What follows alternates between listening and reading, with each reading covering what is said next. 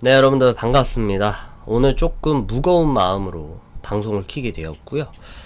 지금 뭐 고금리 긴축에 대한 시사가 시장에 큰 하락 여파를 주었는데 한 번 더 하락 여파가 또 나올 것 같아요. 그게 이제 오늘 방송을 준비를 했던 게 이제 셧다운 관련해가지고 방송을 준비를 해봤습니다. 그래서 저희 고객님들도 마찬가지로 구독자님들 방송을 보실 텐데 미국의 셧다운 우려감들이 지금 현재 계속되고 있어요. 그래서 미국의 셧다운 가능성은 전 높게 점치고 있기 때문에 사실상 조금 긴장을 좀 많이 하고 있는 상황이고요.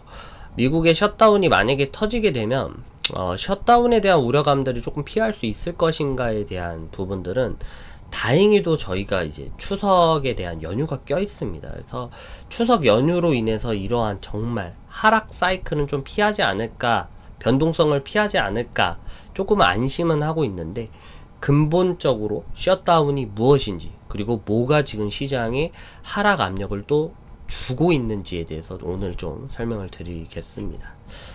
미국은 지금 현재 회계연도가 매년 10월 달에 열립니다. 그래서 예산안이 거기에 다 들어가 있고요.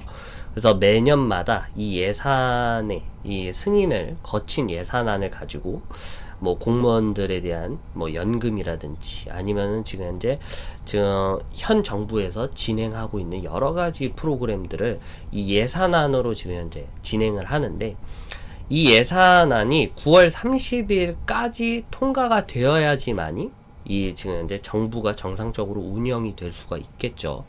근데 지금 현재 9월 30일까지 지금 현재 회계연도에 대한 예산안이 통과가 못 되고 있습니다. 그래서 만약에 9월 30일까지 이번 달 말까지 이게 통과가 되지 않으면 미국은 지금 현재 셧다운에 이르게 됩니다. 그래서 미국 의회는 이달 말까지 9월달 말까지 내년 회계연도죠. 2023년 10월에서부터 2024년도 9월달에 대한 예산안을 처리를 해야 하는데, 합의에 이르지 못하면 필수 인원을 제외한 정부와 관련된 노동자 약 80만 명이죠. 80만 명이 강제로 유급 휴가가 아닙니다, 여러분들. 무급 휴가에 들어가게 되어집니다. 그래서 이런 것 때문에 만약에 이 강제적으로 셧다운이 되면 어떻게 되나에 대해서 조금 설명을 드릴게요. 미국이 지난 50년 동안 20차례 연방 셧다운을 경험을 한 바가 있고요.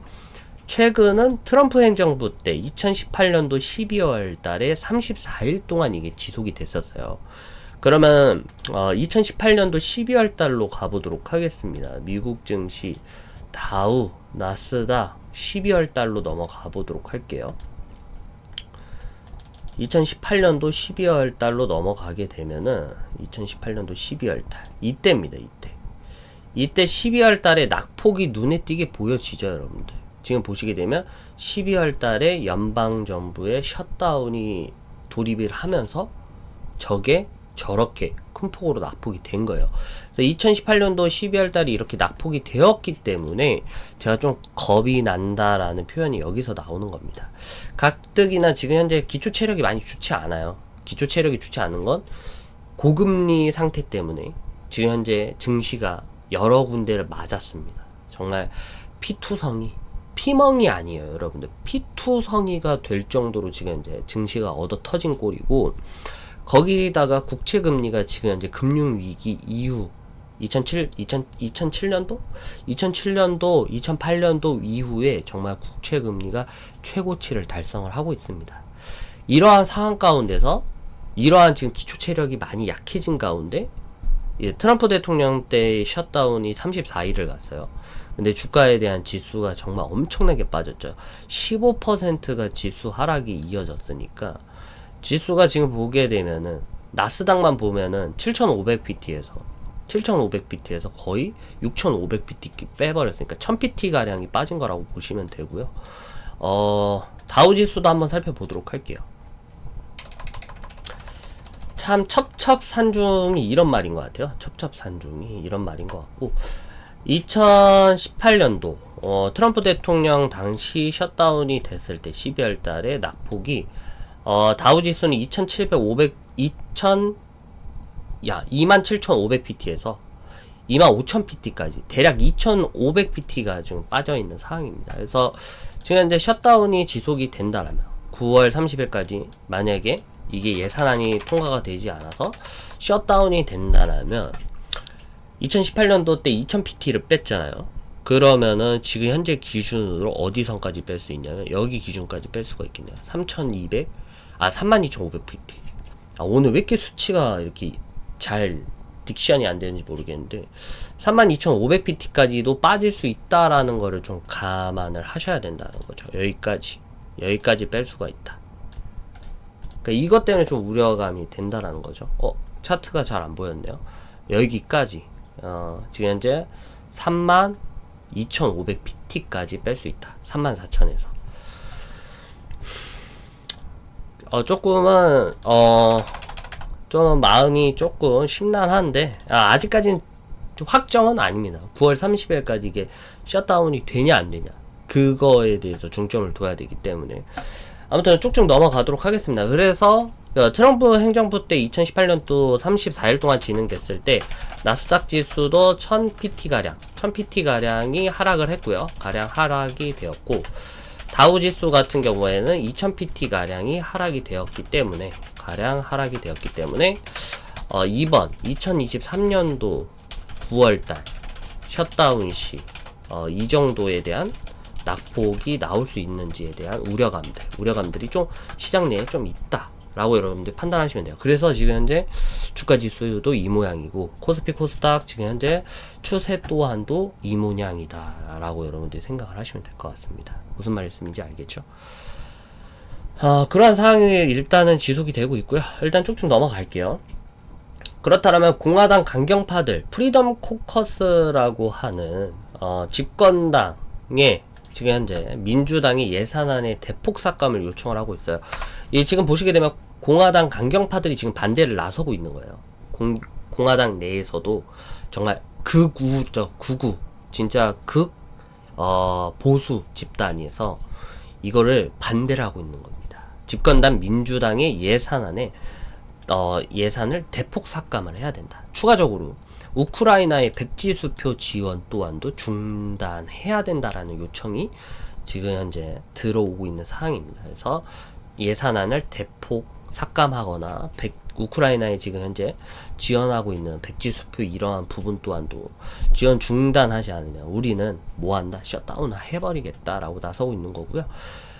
일단은 이러한 셧다운 우려를 피하려고 공화당 소속의 하원 의장으로 있는 메카시가 그러면 30일 동안만 우리가 쓸 수 있는 법안을 조금 추진하는 거 어떠냐. 그래서 이 공화당 사람들도 지금 현재 아까도 말씀드렸던 프리덤 코커스라고 하는 이 극우에 대한 이 집단을 상당히 눈치를 많이 봅니다. 좀 이따 설명을 해드리겠지만 지금 이제 같은 공화당에서도 정말 진짜 극우 세력이고 완전한 보수 세력인 이 사람들에 대한 힘이 상당히 강력합니다. 그래서 이 사람들 눈치를 보면서 그러면 우리가 30일 동안만 그러니까 10월달 말까지만 셧다운이 되지 않도록 조금 시간을 좀 유예를 시키고 조금 민주당이야 조금 더 우리가 좀 절충안을 찾아보자. 이거라도 법안을 좀 통과를 해보지 않을래? 라고 물어봤지만 이마저도 강경파인 이 프리덤 코커스에 대한 반응이 뭐한다? 미지근하다라는 거죠. 미지근한 상황이다. 그러면 지난 5월달 바이든 행정부 공화당과 향후 10년간 정부 적자를 줄이자는 합의를 이뤘었어요. 여기까지 방송 어렵지 않으시죠? 우리 이걸 알으셔야 돼요. 이걸 모르고 주식 투자를 한다. 이건 말이 안 되는 겁니다. 최대한 쉽게 설명을 해드리는 건데 지난달 부채 한도에 대한 협상 때문에 또 증시에 엄청난 이 노이즈들이 많았어요. 되게 프레셔도 많았고 노이즈도 많았던 게 지난 5월 달에 부채 한도 협상을 못해서 미국이 부도가 난다, 파산을 한다가 벌써 4개월 전 일이죠. 그때 당시에 조 바이든 행정부 민주당과 공화당이 향후 10년간 정부 적자를 줄이자는 합의를 이뤘었지만 공화당 소수파 10명이 그때 당시에도 상당히 통과까지 어렵게 만드는 것도 프리덤 코커스였고 지금도 이 공화당 소수파 10명이 강경하게 법안을 방대를 하고 있다라는 거죠. 근데 저는 물론 셧다운에 대한 우려감들 정말 마음이 아픈 거긴 하지만 칭찬해야 할 부분도 칭찬은 해야 된다고 생각합니다. 프리덤 코커스 공화당 강경파 의원들을 왜 칭찬을 해야 하냐면 단기적으로 봤을 때, 그러니까 미시적으로 그냥 코앞에만 보면 우리 고객님들도 주식을 하고 있고 저도 리딩을 하는 입장에서 주가 지수가 진짜 낙폭을 한다든가 떨어진다라는 거는 미시적으로 볼 때는 이건 무조건 피하고 봐야 될 문제지만, 정말 거시적으로 볼 때, 정말 근본적인 문제만 가지고 볼 때는 사실상 지금 프리덤 코커스 극우 세력의 말이 맞아요. 왜냐하면 지금 이제 이 프리덤 코커스라고 하는 극우 성향의 하원들의 모임은요, 이전에 민주당이었던 버락 오바마 대통령, 민주당을 상대로 정부의 셧다운까지 불사질렀던 사람들입니다. 2015년 1월 달에 이 프리덤 코커스 결성 당시에 이들은 원하는 건 많지 않았어요. 딱 이겁니다. 작은 정부를 원한다. 정부에 대한 적극적인 개입을 하지 마라. 그러니까 한마디로 말해서 고전학파주의적인 성향이 강한 사람들입니다. 경제학으로 따지면 이전에 고전학파, 시장은 자유경제에 맡겨라. 그리고 정부는 시장에 개입하면 할수록 시장이 망가지니까 정부에 대한 개입을 우린 반대한다라는 게 지금 현재 이 프리덤 코커스라고 하는 이 세력의 이 성격이고요. 그리고 세금을 감면을 해야 된다. 이게 기업이든 아니면은 개인이든 세금 감면을 해야 되고, 개인의 자유 보장을 가치를 목적으로 일을 한다는 거죠. 이것만 보더라도 사실상 이들이 추구하는 정치적 색깔은 나쁘지가 않다라는 거예요. 그렇잖아요. 모두 다 시장을 위한 거고 자유경제를 위한 거고, 그리고 개인의 그리고 자유를 보장한다는 것만 보더라도 이들이 하는 목적은 나쁘지가 않습니다. 그래서 2015년 1월 결성 당시에 9명이 모여서 결성을 했지만 1년 만에 몇 명까지 43명까지 불어나고, 지금도 2015년 이후에 계속해서 조금씩 불어나고 있는 상황이고, 극우에 대한 세력들에 대한 힘들이 상당히 거세지고 있다라는 거죠. 지금만 보더라도 그래요. 지금 이제 극우 강경파 10명이 반대하니까 상원도 하원도 어쩔 줄 몰라 하는 게 이마만큼 강경파들에 대한 힘이 상당히 강하다는 거죠. 그럼 프리덤 코커스 그들이 원하는 거에 대해서 우리가 주목을 할 필요가 있어요. 미국의 셧다운을 얘기를 하고 있는데 프리덤 코커스 강경파 이런 걸 알아야 돼 라고 하시는 분들은 알으셔야 돼요. 무조건 알고 넘어가야 되는 개념입니다. 그럼 그들이 원하는 건 뭐냐면, 제가 아까도 말씀드렸다시피 우리가 미시적으로 보면 우리는 이 주가 지수에 대한 하락은 무조건 피해야 된다라고 보지만, 거시적으로 볼 때는 이들이 말하는 게 맞다라는 거를 설명을 해드릴게요. 지금 현재 미국의 부채가 33조 달러예요, 여러분들. 33조 달러입니다. 이게 지금 현재 하나로 따지면 4경입니다. 4경인데요. 이 지금 현재 수준이 사실상 이게 어마어마한 거예요. 이거를 지금 현재 어마어마하다라는 거예요. 2017년도, 2018년도 기준으로 봤을 때 지금 현재 미국의 부채는 2배 이상, 거의 한 2.5배 이상이 이게 지금 현재 넘어간 상태예요. 그리고 이게 계속해서 넘어가게 되면 어떤 일이 생기냐면, 우리가 4개월 전에 미국의 부채 한도에 대한 협상으로 난항이 지금 현재 있었는데 겨우 이거를 넘어섰어요. 근데 이게 추가적으로 법정 한도를 앞으로 계속 넘어갈 겁니다. 법정 한도에 대한 상한선을 계속 넘나들 텐데, 그때마다 미국의 부채에 대한 우려감들, 미국의 국가 부도 사항이 여기서 터지는 거예요. 그래서 거시적으로 볼 때는 미국의 만약에 경제 대공황, 그리고 미국의 파산은 뭐를 말하냐, 지금 당장 셧다운 우려로 떨어지는 낙폭 1000pt, 2000pt 이거는 여러분들 낙폭이 아니에요. 미국의 경제 대공황 혹은 미국의 정말 디폴트가 터져버리면요, 1000pt, 2000pt에서 남는 게 아니에요. 매일 서킷으로 작살이 날 겁니다. 그래서 우리가 미시적으로 볼 때만 이거를 생각을 하지 마시고 거시적으로 봐야 된다는 거예요. 그래서 거시적으로 볼 때 강경파 애들이 말하는 게 맞습니다. 그래서 우리는 2022년 수준으로 미국 재정 지출을 줄여야 한다라고 지금 현재 이들이 말하고 있는 거예요. 강경파, 이 공화당 강경파가 원하는 거는 미국의 재정 지출을 줄여야 된다. 지금 현재 33조 달러, 4경이 이르니까.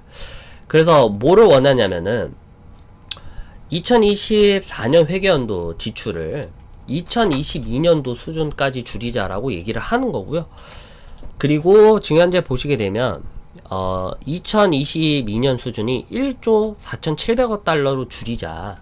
그래서 약 이게 1,948조 원을 지금 현재 삭감을 해야 된다라고 주장을 하고 있어요. 5월달 부채 한도 상향 협상에서 합의했던 게 1조 5,900억 달러입니다. 그러니까 1조 5,900억 달러였는데 여기에서 1,200달러 더 적은 규모로 예산안을 더 줄이자. 그러니까 말씀을 드리면 약 지금 현재 하나로 1,948조 원을 더 줄이자라고 지금 원하고 있는 거예요. 1,948조 원을 더 줄이면 우리가 2024년도 예산안 통과시켜 줄게. 근데 이게 맞는 거죠. 돈을 줄여야 돼요. 진짜 재정을 지출을 줄여야지만이 미국이 살 수가 있습니다. 그래서 강경파들의 지금 현재 분위기 그들의 메시지는 여기에 담겨 있어요. 강경파들은 이렇게 말합니다. 공화당의 강경파들은 민주당이 코로나 시절에 부풀린 예산을 지속하도록 냅두지 않겠다.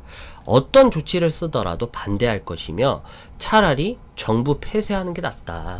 정부를 폐쇄하는 게 낫다라는 게 말 그대로 셧다운을 하는 게 낫다라고 보는 겁니다.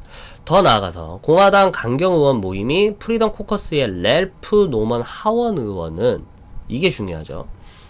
자신의 X, 옛 트위터를 말합니다. 옛 트위터 계정에 2조 달러 규모의 재정 적자와 33조 달러에 달하는 국가 부채 규모보다 셧다운이 더 우려된다면 그게 문제다.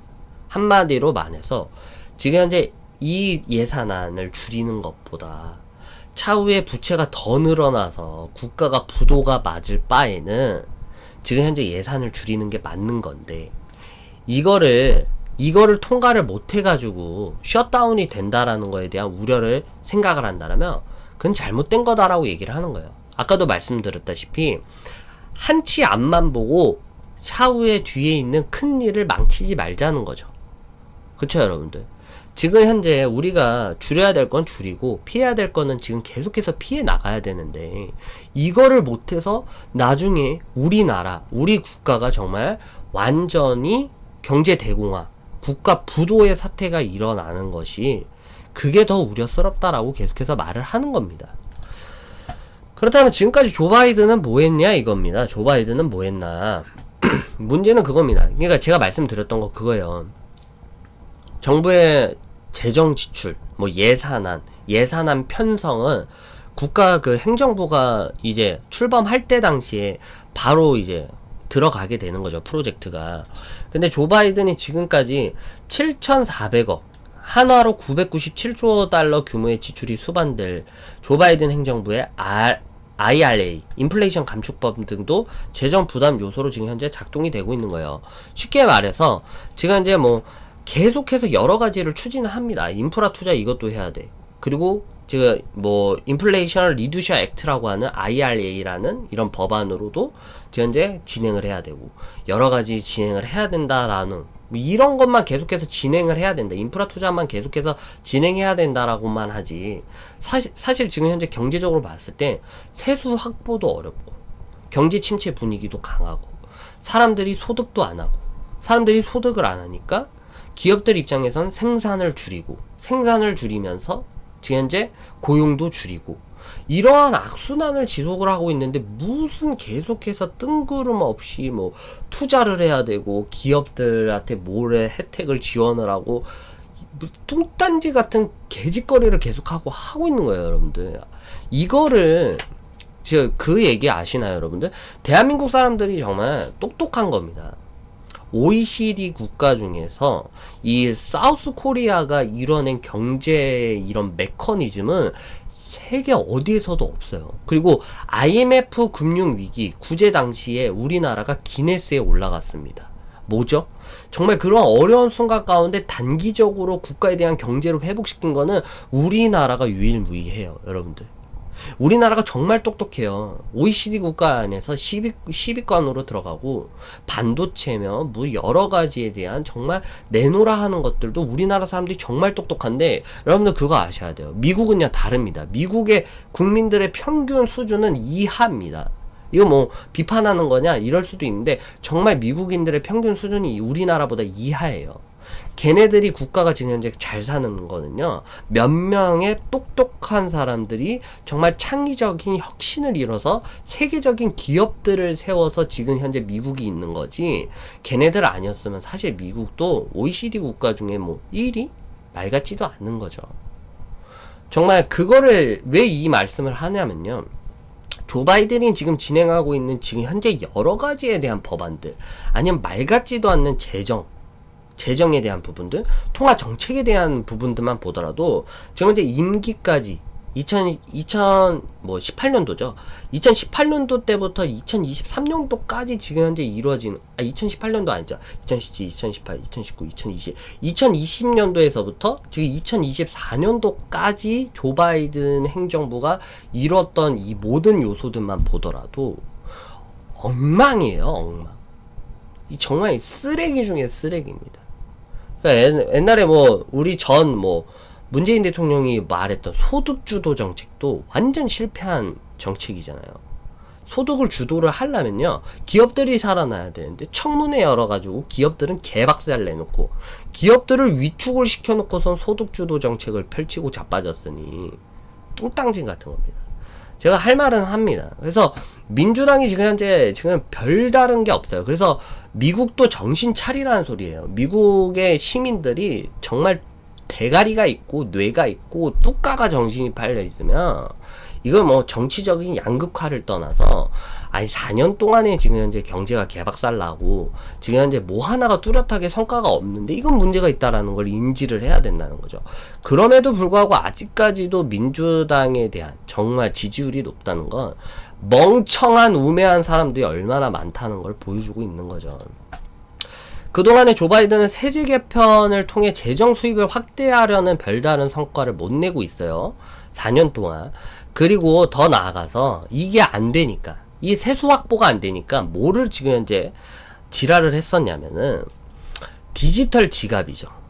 이 비트코인이 사라지지 않는 게 이런 이유예요. 디지털 지갑 및 전자상 거래 플랫폼 사용자 소액 거래 신고 의무화. 한마디로 말해서 세수를 벌어들이려면요, 여러분들, 예전 세수를 확대를 하려면 기업들이 이거를 많이 판매를 해서 외화벌이를 해야지 세수가 확대가 됐죠. 세금 신고도 많이 내고 이렇게 해야지만이 이 국가가 계속해서 국부가 축적이 되는 건데, 이게 지금 현재 안 되고 있으니까 쫄리는 거예요. 쫄리니까 뭐를 건드냐면은 그 비트코인, 가상화폐, 크립토 시장 거래하는 사람들, 야, 세금 신고해. 왜 세금 신고 안 해? 이거를 만지작거리는 거예요. 세금 신고해야 된다. 이게 우리나라도 마찬가지죠. 이게 세수를 확보를 못하니까 괜히 이런 거 건드는 거예요. 예전에는 너무 웃기잖아요. 예전에는 비트코인이 무슨 상품이냐 마냐, 비트코인은 진짜 다단계 펀지 사기다라고 이렇게 했었는데, 이제는 그게 상품이니까 세금 신고하라라고 얘기를 하는 게 이게 참 어이가 없는 거죠. 귀에 걸면 귀걸이, 코에 걸면 코걸이, 목에 걸면 목걸이죠. 그래서 이제는 이러한 세수 확보가 안 되니까 이게 근데 어마어마해요. 10년간 80억 달러에 대한 추가 세수가 확보가 된다라는 거예요. 이게 크립토 시장에 엄청난 돈이 계속해서 거래가 되고 있으니까 여기에서 80억 달러 정도는 이걸 추가 세수가 확보가 된다라고 생각을 해서 이걸 건들라 했는데, 이게 여론이 악화돼서 1년 유예를 판정을 받았습니다. 유예 판정을 받았다. 그래서 이것도 세수 확보가 안 돼. 지금 현재 경기 침체 분위기로 이 고용 시장도 완전 실업률이 계속해서 치솟고 있고, 물가는 못 잡고 있고. 여러분들 봐보세요. 이게 엉망진창인 거예요. 물가 못 잡고 있죠. 그러니까 지들이 만약에 말을 하고 있는 정말 물가를 완벽하게 잡았더라면 1년 내에서 10차례 금리를 인상을 했었다라면 물가를 잡았어야죠. 근데 물가는 못 잡고 있어요. 물가 못 잡고 있지? 근데 되려 고금리 상태로 인해서 뭐가 되고 있냐면 실업률이 증가가 되고 있어요. 기업들이 이자 부담에 대한 비용 때문에 투자를 하고 있지 않고 대출을 하지 않는 상황에서 기업들이 현금만 확보를 하고 있습니다. 현금만 쌓아놓고 있어요. 향후에 대한 미래의 경제가 불투명하니까 현금을 계속해서 확보를 하고 있으니까 생산력도 떨어집니다. 기업들이 뭔가를 계속해서 만들어내야 되는데 생산을 하지 않아요. 공장에서도 계속해서 물건을 생산하지 않고, 그리고 지금 현재 구조조정을 통해서 제일 줄일 수 있는 임금을 줄여나가기 시작합니다. 그러니까 실업률이 지금 현재 미친듯이 폭등을 하는 거예요. 그러니까 지금 이러한 상황들, 진짜 실업률 치솟고 있고, 고금리가 계속되고 있고, 고물가가 지속되고 있는 이런 얼처구니 없는 상황이 계속해서 지속이 된다라는 거죠. 근데 이러는데도 아직까지도 이 메커니즘을 이해를 못하고 조 바이든을 정말 좋게 보는 사람들이 가끔 있어요. 나는 진짜 이게 이해가 안 됩니다. 이게 정말 대가리가 있는 사람이라고 생각을 하면, 정말 머리 안에 뇌가 우동사리가 아닌 정말 이 뇌세포로 돼 있는 사람이라면, 이게 정말 이것만 따지더라도 이게 정말 말이 안 되죠. 미국이 향후 부채 이자 비용이 증가가 되고요. 그리고 사회 안정망 프로그램, 아까도 말했다시피 인프라 투자가 앞으로 계속해서 확대가 됩니다. 이 확대에 따라서 향후 10년 내, 그러니까 향후 2030년 내에 미국 국가 부채는 몇 조에 이르냐면 6경에 이릅니다. 이거는 계산을 한 거예요. 집계치를 계산을 했는데, 아까도 말씀드렸다시피 우리가 길게 보자는 거예요. 멀리 보자는 거죠. 멀리. 제가 아까 말씀드렸다시피 지금 현재 미국의 국가에 대한 부채가 얼마라 그랬죠? 참. 어디 갔지? 아래로 내려야 되냐. 오늘은 좀 편하게 할 겁니다, 여러분들. 방송을 할 말도 하고, 지금 현재 어렵게 지금 현재 이러한 지금 현재 미국의 부채가 지금 33조 달러라 했어요. 4경이라 했어요. 4경 때문에 지금 현재 미국이 파산을 이룬다 만다 이딴 소리가 나오는데, 이게 50조 6경까지 이게 달한다는 거예요. 6경. 그러니까 이걸 집계치가 나오고 있기 때문에 그 강경파 프리덤 코커스는 이거를 우려를 하는 겁니다. 이거를 우려한 사항이다. 그리고 우크라이나에 대한 백지 수표 지원의 금지 조항을 지금 현재 일어났어요. 미국의 극우 성향 의원 일부는 지난달에 우크라이나에 대한 백지 수표 지원을 중단하고 평화협정 체결을 촉구하는 내용의 우크라이나 피로 결의안을 발의하기도 했다. 그래서 칭찬받을 만한 거죠. 지금 현재 전쟁을 끝낼 생각을 해야 되는데, 이거를 여러분들 생각을 해보세요. 이게 계속해서 제가 정치적인 색깔이 이 정치적인 색깔이 아니라 여러분들이 상식적으로 생각을 해보세요. 경기 침체 우려가 지속되고 있어요. 고물가가 지속되고 있고, 지금 현재 고금리 상태가 지속됨으로써 지금 현재 서민들, 기업들 할 것 없이 지금 사나 못 사나 이러고 자빠졌는데, 그러면 지금 현재 이 물가에 대한 상승 압력을 지금 현재 이 상승 압력에 대한 요소를 제거를 하는 게 우선이에요. 그러니까 상승 압력에 대한 요소, 근본적인 요소를 해결을 해야지 이거를 넘어가는데, 이 근본적인 해결을 안 해놓고 근본적인 문제는 계속해서 키워놓고서 뚱딴지 같은 통화정책, 금리 인상만 하면 된다라고 해서 말 같지도 않는 걸로 지금 현재 밀어붙이는 게 미국이라는 거예요.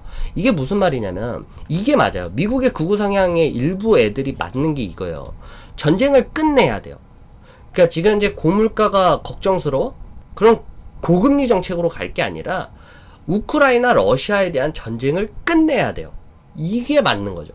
우크라이나에 대한 계속해서 지원을 하게 되면은 뭘 하겠어요? 전쟁만 장기화되는 거예요. 싸울 수 있는 요소들, 힘이 계속해서 지원을 해주면 전쟁만 가속화되지, 전쟁이 끝날 생각이 안 됩니다. 그러면은 지금 현재 우리 현재 고물가에 대한 우려감들, 이거는 근본적으로 해결이 안 되는 거예요. 그래서 우크라이나의 러시아에 대한 전쟁이 끝나야지만이 고물가에 대한 우려감들이 끝나는 겁니다. 근데 지금 현재 민주당에서는 우크라이나 전쟁 계속 너희들이 할 수 있게끔 지원해 줄게 라고 하면서, 고물가에 대한 근본적인 해결도 못하면서 민주당은 거기다 대고 물가 올라가네? 그럼 금리로 이거를 줄이면 되는 거 아니야? 금리 올려. 뭔 개짓거리인지 모르겠다는 거예요. 이게 미친 거죠. 그러니까 이게 우동살이라는 거예요. 우동살이. 그쵸? 이거가 맞는 거예요. 우크라이나 우리는 더 이상 너희들의 전쟁에 개입하지 않겠다. 너희들의 전쟁이 장기화가 되면 될수록 너희들에 대한 문제뿐만 아니라 우리 전체적인 세계적인 모든 국가들이 피해를 보는 거기 때문에 너희들의 전쟁은 너희들 선에서 끝내라라고 얘기를 하면 우크라이나가 더 이상 전쟁을 진행을 하지 못합니다. 아무리 나토 가입이 되어 있습니까? 나토도 여러분들 러시아 국방에 정말 아무것도 못해요. 러시아 구소련 애들이 얼마나 기술력이 좋습니까? 그러기 때문에 미국만 발만 빼면은 전쟁은 끝납니다. 근데 자꾸 조 바이든이 전쟁 지원금 목적으로 돈을 지급을 하니까 우크라이나 젤렌스키가 그거 믿고 장기화를 하는 거예요. 근데 장기화가 계속되면 계속할수록 흑해에 대한 부분 때문에 논란이 될 거고요. 흑해로 인해서 곡물에 대한 수출에 대한 우려감들이 계속해서 앞으로 나아지지 않을 겁니다.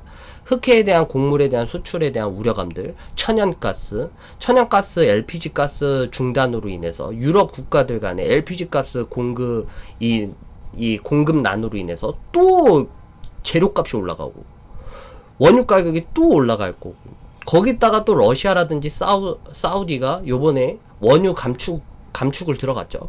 그랬더니 뭐 원유, 브렌트유 할 것 없이 또 올라가면, 그러니까 근본적인 해결이 이게 안 되는 거예요. 이거를 못 막고, 그래서 외교가 중요한 겁니다. 그래서 외교가 중요한 거예요. 왜 멍청하다고 우리 정의감으로 국가가, 그리고 모든 국민들이 편해질 수 있는 게 아니라는 거예요. 정의감으로 모든 전쟁이 여러분들 군수 물품 다 될 겁니까? 정의감으로 진짜 지금 우리나라 우리 국민들도 지금 이제 생활고로 인해서 다 나가 떨어져서 죽어가고 있고, 또 일가족 몇 명은 뭐 생활고에 시달려서 지금 이제 뭐 죽었다더라 뭐 했더라 안타깝게 생을 이별했다더라. 어제 뉴스도 그런 뉴스예요. 우리나라의 그레이존에 갇혀있는 사람들도 수십만 명에 이르는데 그것도 모르는데 남의 나라한테 돈을 지원을 해주고 군수물품을 지원해주겠다, 정의감 하나 때문에.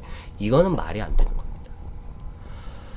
일단은 대의 목적을 떠나서 무조건적으로 자국에 대한 기강이 바로 서야 돼요.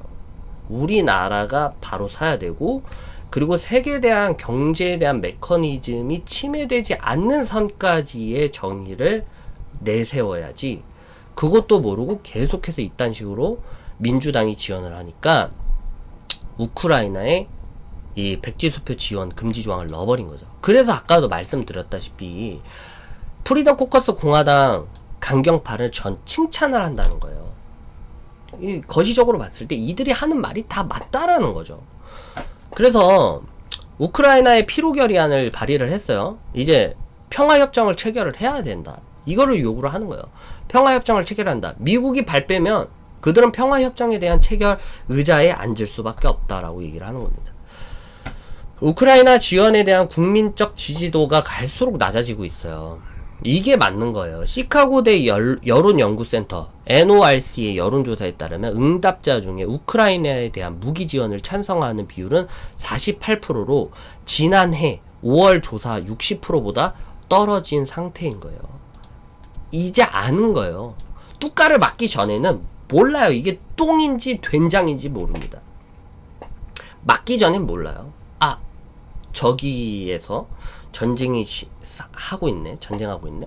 불쌍해. 뭐 저 나쁜 놈들 뭐 우리가 도와주자 했다가 전쟁은 가속화되지. 곡물에 대한 생산량 1위인 우크라이나가 러시아가 흑해를 점령을 해버리니까 전세적인 수출에 대한 우려감들 때문에 물가 상승되지. 그러고다 보니까 지금 현재 물가 왜 이렇게 올라? 그 물가 올라네. 금리 올라. 왜 올라? 왜 이렇게 돈이 많이 들어가? 내가 명목적인 소득은 그대로인데 왜 이렇게 나는 지금 현재 가난하게 살고 있는 거야? 뚜까를 맞기 전에 모르는 거예요. 뚜까 맞고 나니까 어떠세요, 여러분들? 실질적으로 맞고 나니까 이거 잘못됐구나 라고 생각을 하는 거예요. 이렇게 간단하게 생각할 문제가 아니구나. 전쟁이라는 게 간단하게 정의감으로 인해서 도와주네 만에 할 게 아니구나. 전반적으로 길게 보고 멀리 보고 계산을 해봐야 되는구나, 여러분들이 생각을 하셔야 돼요. 러시아가 우크라이나를 침공한 이후 조 바이든 행정부 요청에 따라 미국 의회가 승인한 우크라이나 원조 및 군사적 지원 규모는 지금까지 1130억 달러, 약 146조입니다, 여러분들. 146조가 여러분들 말이 됩니까? 이러니까 전쟁이 끝나겠어요?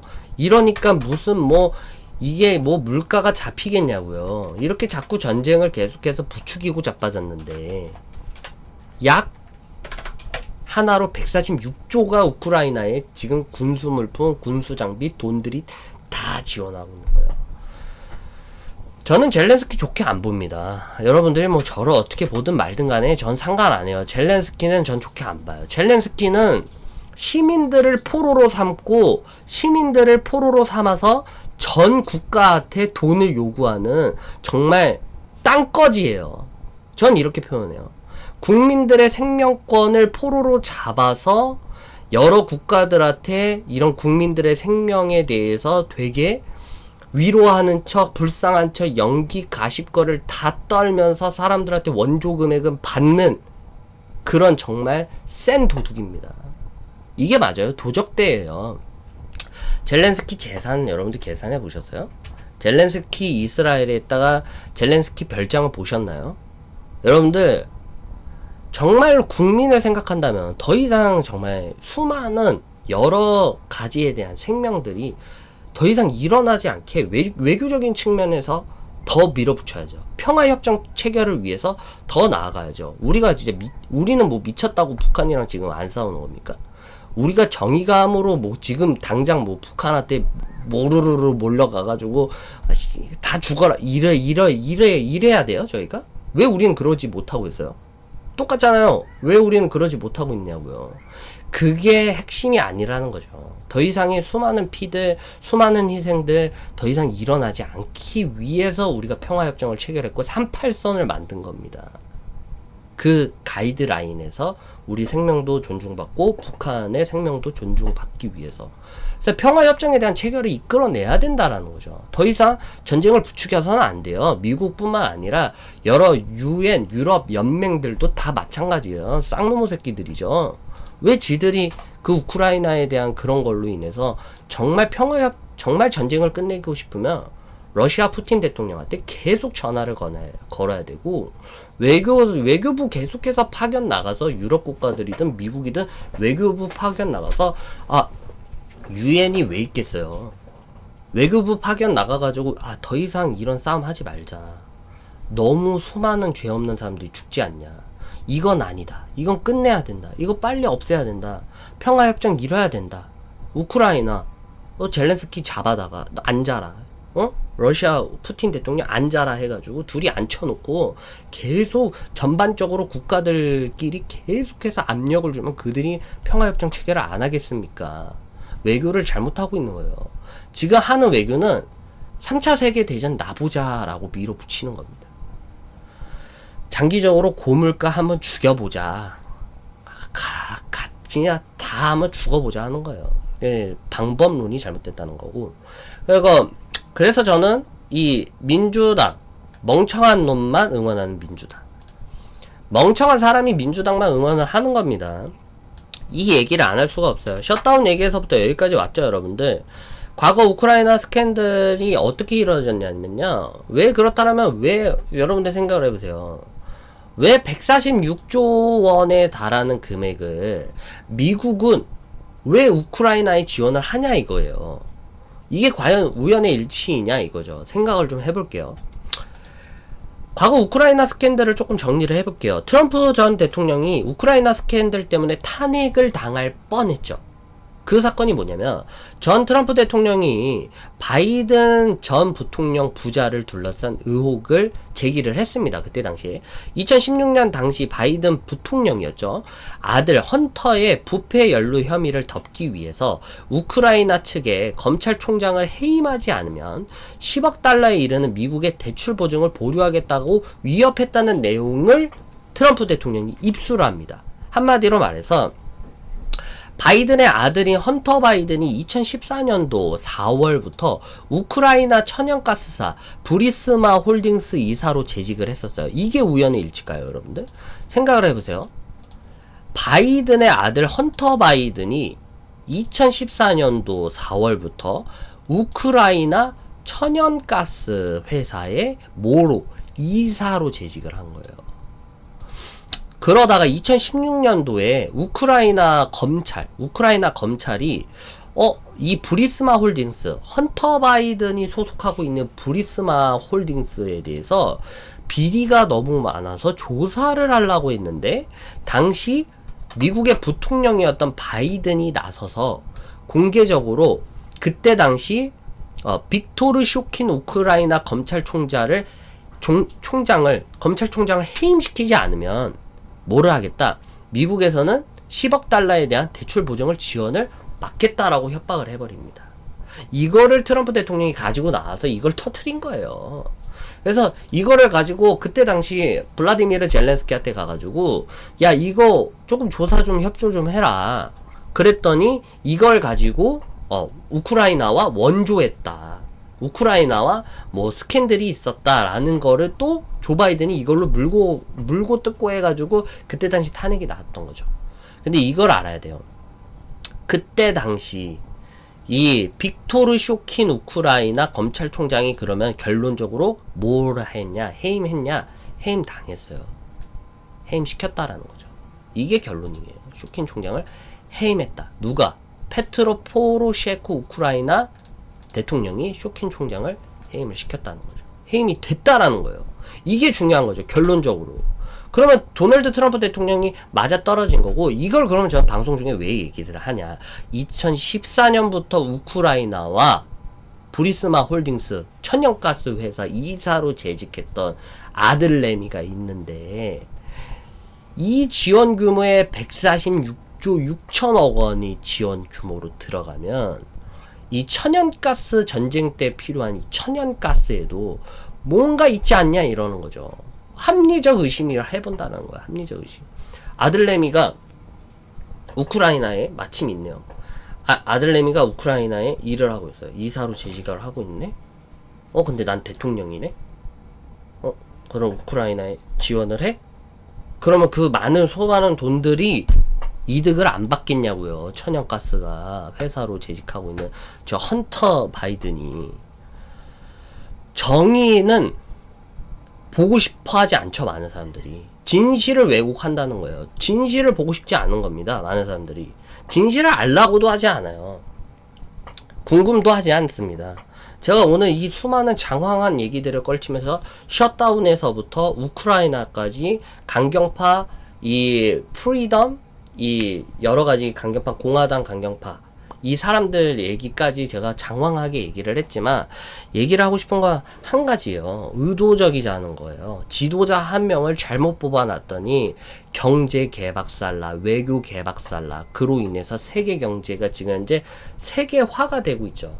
옛날이랑은 달라요. 지금 전산 시스템으로 모든 세계와 연결, 커넥션이 되어 있는 세상에 살고 있기 때문에 정말 독보적으로 이 우위를 갖고 있는 국가 하나가 좌지우지 해버리는 세상이 된 거예요.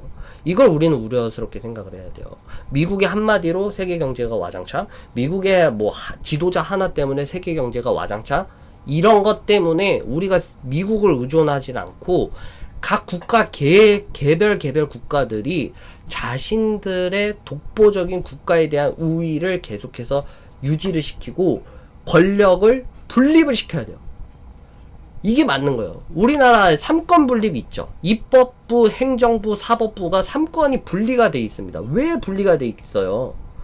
우리가 하나 이 부가 서로 견제를 해줌으로써 이 계속해서 비리와 떠오르는 여러 가지에 대한 문제점을 견제를 해주자는 거예요. 양강체제가 그래서 중요한 거예요, 여러분들. 양강체제가 그래서 중요한 겁니다.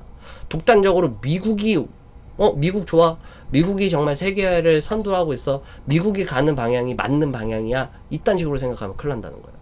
미국이 지도하는 방향이 맞는 방향인지 아닌지는 우리가 생각해야 되고, 미국이 만약에 잘못된 길을 가자라고 얘기를 했을 때 우리 국가가 힘이 있어서 싫어, 안 가 라고 할 줄 알아야 된다는 거예요.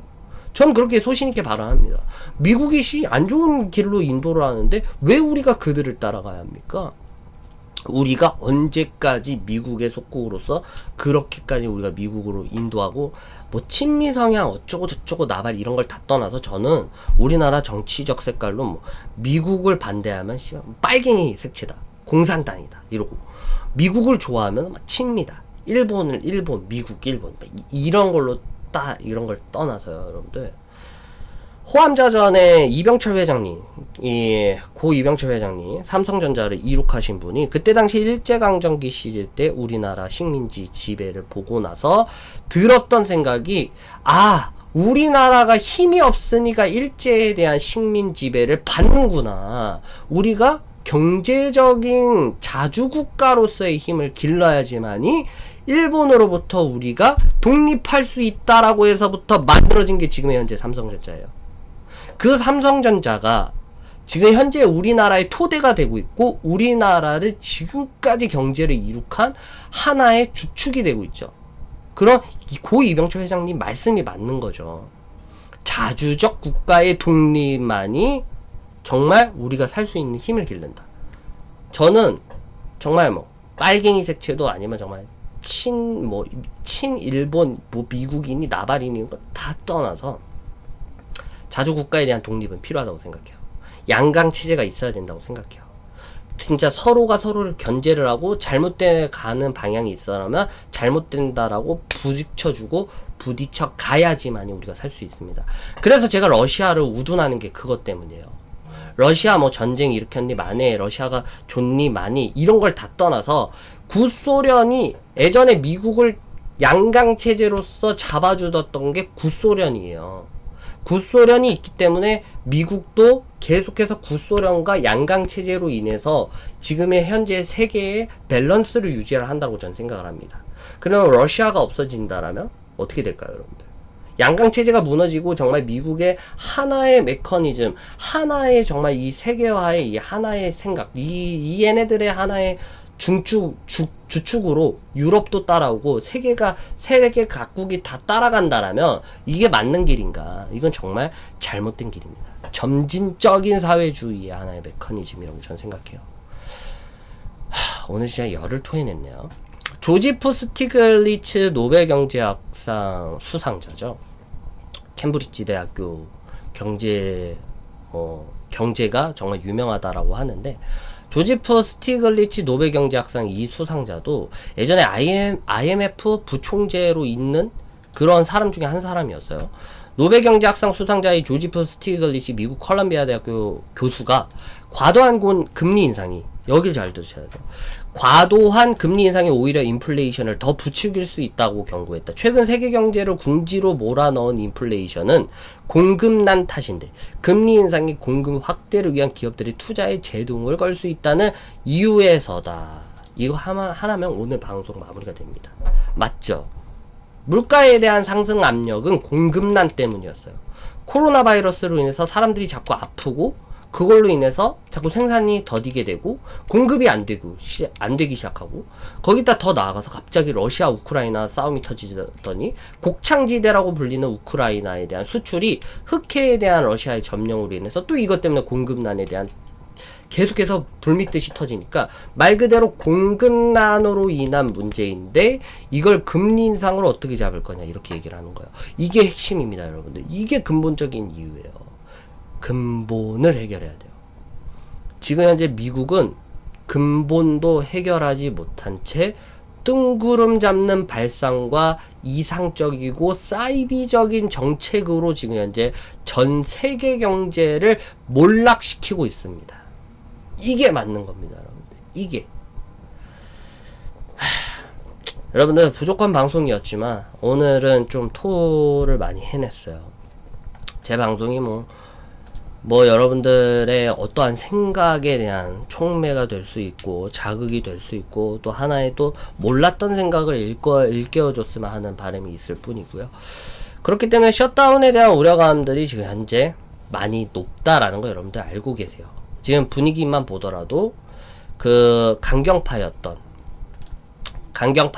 아까도 말씀드렸던 프리덤 코커스라고 하는 공화당의 강경파 당에서 말을 하고 있는 것들은 당장 셧다운이 일어날 수 있어요. 미시적으로 봤을 때 셧다운이 일어나서 1000PT가 깨지고 2000PT가 깨지는 거에 대한 우려감들이 사실상 우리에게 존재가 할 수 있지만, 당장 그렇게 깨지더라도 거시적으로 볼 때는 이들이 추진하고 있는 것들, 그리고 이들이 말하는 것들에 대해서는 사실상 맞는 얘기구나 라는 것들을 오해 없이 여러분들이 받아들이셨으면 좋겠습니다. 그리고 셧다운이 발생했을 때에, 물론 발생이 안 되길 바라지만, 그렇게 됐을 때에도 여러 어려운 상황들이 직면하겠지만, 그 이후에도 과연 셧다운 발생 이후에도 11월 달에 정말 제롬 파월이라고 하는 정말 우매하고 멍청한 의장이, 원래 제롬 파월은 여러분들 법학도 출신입니다. 경제학 출신이 아니에요.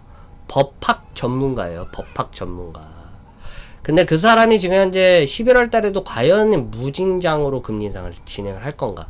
그리고 이 엄청난 사이비적이고 정말 말도 안 되는 정책 속에서 우리 전체적인 트레이더들은 어떻게 살아가야 하는가는 앞으로 계속 방송에서 말씀을 드리도록 하겠습니다. 어렵고 힘든 상황들이 계속해서 지속이 되고 있습니다. 저 또한도 마찬가지고요. 그리고 하루가 다르게 매번 쏟아져 나오는 악재들로 정말 휘청휘청할 때가 많지만, 우리가 지금 현재에 대한 상황과 경제적인 상황들을 제대로 바라보고 제대로 생각한다라면 충분하게 잘 견뎌낼 수 있는 힘이 생길 거라고 저는 생각합니다. 여러분들, 부족한 방송이었지만 오늘 방송도 감사드리고요. 앞으로도 좋은 방송 드릴 수 있도록 최선을 다하겠습니다. 감사합니다.